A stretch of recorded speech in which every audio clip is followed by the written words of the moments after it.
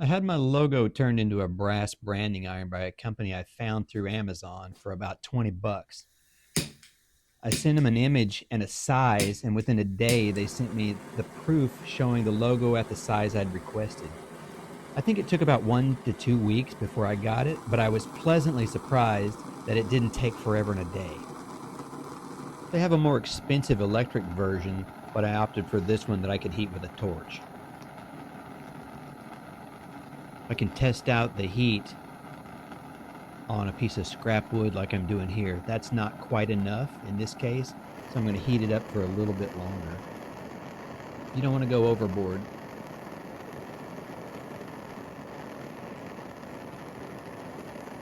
Because you can really get that thing way too hot and only be able to touch your wood for about a second.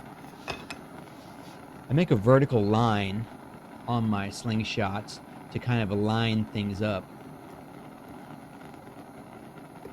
I'm going to kind of wiggle it around to make sure that I get an impression for the whole thing. That was a little hot, but I'll take care of that with a piece of 220 grit sandpaper. I filed a notch at the top and the bottom of my brass brand so that I could line it up more easily with that vertical line.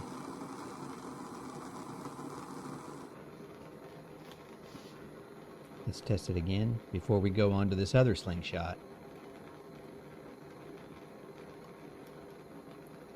I think we're in good shape, but I cool it down a little bit by waving it. And I hold it so that I can get it perfectly stable because you really just have one shot with this thing.